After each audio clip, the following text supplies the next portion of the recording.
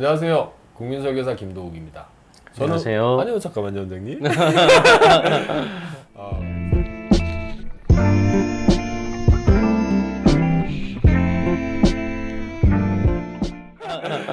아, 네. 저는 전문가 의견 아니면 다 필요 없습니다. 그래서 오늘도 현직에 계신 외과 전문의 유자, 윤자, 식자 원장님 모시고 오늘은 암에 대해서 제가 좀 국민들이 궁금한 거 여쭤볼 겁니다. 인사 나누겠습니다. 반갑습니다, 원장님. 네, 안녕하십니까. 네. 코로나 때문에 좀 병원 쉽지 않죠? 뭐 그럭저럭 뭐 버티고 있습니다. 알겠습니다. 네. 저번에 저 아팠을 때 네. 너무 저희 감사하게 치료 잘 좋아지겠죠? 받았고요. 네. 오늘 정말 제가 미리 원고 안 드렸어요. 원장님 당황하시는 모습 보려고 제가 몇 가지 좀 질문을 드릴 건데 네네. 국민들이 제일 궁금해하는 게 몇 가지가 있어요. 저부터도 좀 질문 좀 해도 될까요? 네. 자, 첫 번째, 왜 유독 원장님 대장암이 이렇게 발병률이 높아졌나요? 대장암 발병률이 높아지고 있는 이유는 대표적인 하나를 생각을 해보면은 서구화된 식습관. 그러면 서구화되지 않았던 조선시대는 대장암이 없고 그럼 60년, 50년에는 대장암이 별로 없었나요? 사실 그때는 뭐 정확한 진단을 내릴 수 있는 그런 것도 없었고 수명이 짧았으니까 뭐 그 시절을 비교하기에는 좀 무리죠. 그래서 최근에 높아지고 있는 그런 이유에 대해서 얘기를 하자면 그렇다는 거지. 그러면 멀리 갔나요? 그렇죠. 그러면 옛날에 고려 시대나 신라 시대 이런 것까지는 어떻게 다 할 수는 없죠. 그런 거. 화나셨나요? 예. 자, 이제 두 번째 질문인데 예. 또 이거 많이 질문 들으셨을 거예요. 치질이 대장암 되나요? 아니요, 치질은 대장암이 되지는 않습니다. 치질은 그냥 치질일 뿐이고 암은 치질은 암이 선종이- 아닌가요? 예, 치질은 암이 되죠. 저 이거 저도 질문을 하도 많이 들어가지고 네. 또 세 번째 질문인데 원장님, 예전의 암 수술과 음. 요즘의 암 수술은 효과적으로 급진적인 발전이 있었는데 저희는 모르잖아요, 사실. 그러니까 수술 자체가 발전이 되었다기보다는 수술하는 어떤 방법 자체가 이제는 엄청난 발전을 했죠. 물론 과거에는 예를 들어 뭐 무조건 개복을 해야 됐던 수술이었던 것이 지금은 이제 복강경 수술로 배에 구멍을 뚫어서 하는 그런 수술을 하다가 지금 요즘에는 이제 로봇 수술까지 그렇게 하니까 그러면 이제 그런 어떻게 보면 본의 아닌 의료 사고도 좀 많이 줄었다고 볼 수 있는 건가요? 그런 수술 방법에 따라서 의료 사고가 줄거나 그러지는 않겠죠. 그 의료 사고라는 것은 뭐 의사의 숙련도와 또 성실도 이런 것들에 관여를 하겠죠. 왜 의료 사고를 갑자기 물어보지? 그냥 생각난 거고 언제 당황하시네요. 제가 요 질문하고 싶어서 그랬던 거예요.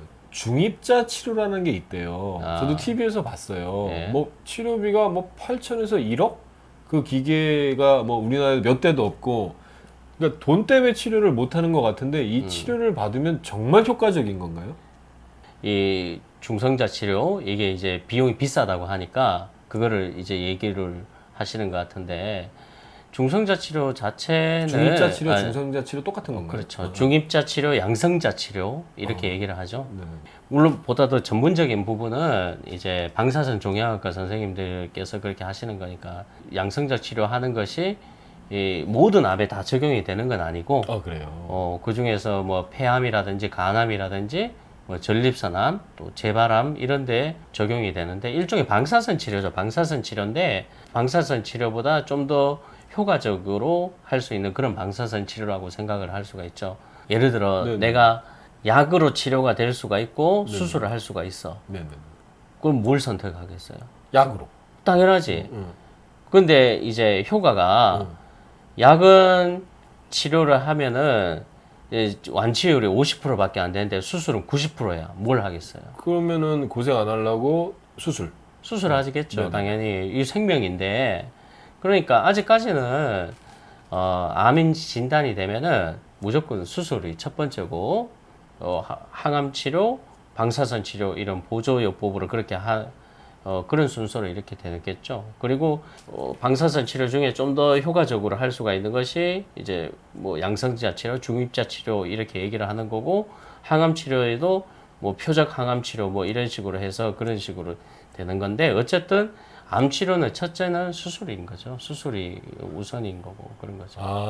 이 방금 언급하신 중성자 치료, 표적 항암 치료는 수술이 아니라 항암 치료의 일종인 거군요. 그렇죠. 표적 항암 치료라는 것은 방사선 치료나 항암 치료 같은 경우에는 정상 어떤 세포에도 영향을 미칠 수가 있단 말이죠. 예를 들어 암이 생겼는데 항암제를 써서 암 세포만 딱 죽일 수 있는 그런 항암제가 있으면 좋겠는데 우리가 항암제 쓰면은 머리 빠지고 입술 헐고 손톱 망가지고 이렇게 되는 것이 그게 항암 치료의 부작용 중에 하나인 거죠. 근데 이제 암세포에만 딱 적용이 될 수 있는 그런 항암제가 있으면은 좋겠지. 그걸 이렇게 목표로 하는 것이 표적 항암 치료고.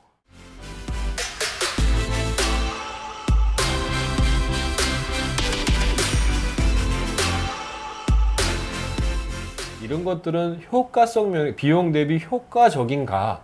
내가 어떤 병에 걸려서 마지막까지 최대한 어떤 모든 치료에 대해서 보장을 받겠다는 그런 의도를 가지고 있는 사람에게는 그게 도움이 되겠죠. 근데 그 보험이 엄청 비싸다. 그러면 안 들겠죠. 부자들은 들 수도 있겠지만. 적합하면 예. 표적암과 중성자 치료는 안 해도 되는 암 환자분들도 계시는 거예요? 그럼? 완치 이전인데도 이것까지는 안 해도 이렇게 해도 돼요? 많죠. 그러니까 필요 없는 사람도 많죠. 그러니까 아까 말했듯이 암 종류에 따라서 표적 항암, 폐암, 간암, 전립선암에는 이런 게 좀 효과적이고 나머지는 굳이 안 해도 된다. 안 해도 된다가 아니라 그 치료 방법이 효과가 있는 것이 그런 암이라는 거죠. 근데 이제 보다 전문적인 것은 여기서 너무 과하게 그렇게 해버리면 너무 깊이 들어가 버리면은 오해할 수 있는 그런 부분도 있고 하니까. 일단 먼저 요거 제가 준비한 질문은 저 일부 맞추기 위해 좀 내용이 더 있어서 1, 2부로 좀 나눠야 될 것 같아요.